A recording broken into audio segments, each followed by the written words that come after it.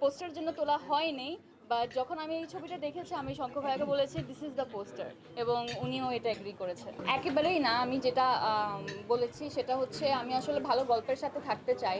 যখন যেই মাধ্যমে গল্প আসবে আমার কাছে আমি সেই মাধ্যমে করব। আজকে যদি প্রিয় মালতীর গল্পটা আমার কাছে শঙ্খ ভাইয়া ওটিটি ফিল্ম হিসাবে বা ওয়েব ফিল্ম হিসাবে নিয়ে আসতেন, তাহলে আমি সেই ফরম্যাটে হয়তো বা এই কাজটা করতাম।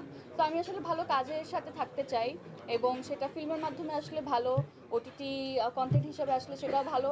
আর নাটকের মানুষ যেহেতু আমি, এবং আমার শুরু এবং ভালোবাসাটুকু আমি অর্জন করেছি নাটকে কাজ করে, তো সেই জায়গাটা আমি একেবারে ছেড়ে যেতে চাই না। তবে ভালো গল্প পেলে আমি অবশ্যই মাঝে মধ্যে করবো। না, আমি এইটুকু মানে আমি কিভাবে তৈরি করে নিজে হয়েছি এবং আমাকে কারা কারা সহযোগিতা করেছেন এটা নিয়ে তো বারবার হচ্ছে গিয়ে বলা হয়ে গেছে, নতুন করে আসলে বলার নাই। বাট আমি একটা জিনিসই এটা শেয়ার করতে চাই, সেটা হচ্ছে লাইফে অল্প কিছু চরিত্র মানুষ বা অ্যাক্টররা করতে পারে যেটা আসলে পার্সোনালি তার লাইফে এক ধরনের ইম্প্যাক্ট ক্রিয়েট করে। তো আমার মনে হয় প্রিয় মালতী এবং মালতী ক্যারেক্টারটা এমন একটা ক্যারেক্টার যেটা পার্সোনালি আমার উপরে মেন্টালি এক ধরনের ইম্প্যাক্ট ক্রিয়েট করেছে, এবং আমি নতুন করে হচ্ছে গিয়ে আমার লাইফের ভিশন এবং হচ্ছে গিয়ে সব কিছু দেখা শুরু করেছি। তো it is a very impactful character, এবং আই এম সো ব্লেসড যে আসলে এরকম একটা হেভি এবং এত চ্যালেঞ্জিং একটা ক্যারেক্টার করার আমি সুযোগ পেয়েছি। কোর্স ফ্যান হিসেবে, firstly as a fan, and secondly আমি ওখানে একটা প্রজেক্ট নিয়ে আমি একটা প্রজেক্ট নিয়ে আমার ফিল্ম নিয়ে ওখানে গিয়েছিলাম। So I was an invited artist, তো সেই হিসাবেও ভেরি ডিফারেন্ট। আমি সবসময় শুনতাম মানে লঞ্চের জার্নিটা খুবই মজার হয়, এবং আমার নিজের কোনো এক্সপিরিয়েন্স ছিল না, বাট আমার কাছে খুবই ইন্টারেস্টিং লেগেছে। যদিও অনেক বেশি থাকতে পারি না, এবং যতক্ষণ ছিলাম ততক্ষণ ভোর পর্যন্ত আমরা শুটই করি, এবং তারপর অল্প কয়েক ঘন্টার পর আমরা ঢাকাতে নেমে যাই। But it was very interesting, এবং পরে আমরা একটা প্ল্যানও করেছিলাম দ্যাট আমরা এই জার্নিটা সবাই মিলে আমাদের ফুল টিম নিয়ে আরেকবার বরিশাল যাব এবং ব্যাক করব।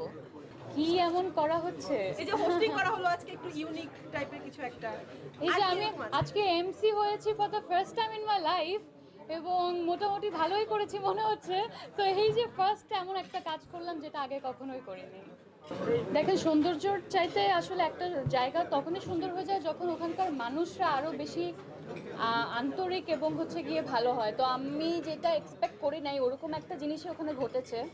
সেটা হচ্ছে আমার মনে হয়েছিল হয়তো বা ঢাকাতে অনেক ধরনের শুটিং দেখে মানুষ অভ্যস্ত, তো তারা এখন কিছুটা কম ডিস্টার্বেন্স হয় কিংবা কম ডিস্টার্ব করে।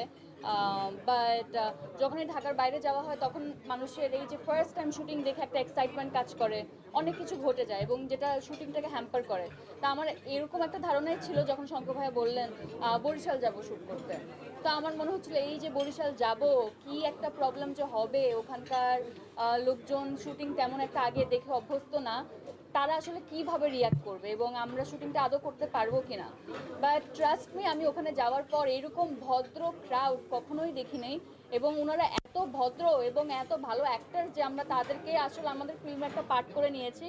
এবং আপনারা কিছু সিনে বুঝতে পারবেন যখন ফিল্মটা দেখবেন হলে, ওনারা আসলেই অ্যাজ অ্যান না, এটা খুবই আমার আমার আমি বলবো এই শাড়ি এবং এই লুকটা যদি আপনারা দেখেন, এই সিচুয়েশনটা যখন আপনারা দেখতে পারবেন, যখন হলে গিয়ে সিনেমাটা দেখবেন, this is my favourite scene. এবং আমি আসলে আমার মানে যত আমার মধ্যে সাধ্য ছিল আমি সেইটুকু নিয়ে আসলে ওই দিন সেটে গিয়েছিলাম। দ্যাট এই সিনটা যদি ঠিকঠাক মতো না হয় তাহলে আসলে এই ফিল্মটা কোনোভাবে ওয়ার্ক করবে না। মানুষ যদি সিনেমা হল থেকে বের হয়ে কোনো একটা সিনের কথা বলে থাকে তাহলে হয়তো বা এই সিন নিয়েই বলবে। সো এটা ওই দিনের ছবি, এবং ছবিটা আমার খুবই পছন্দের, যদিও এটা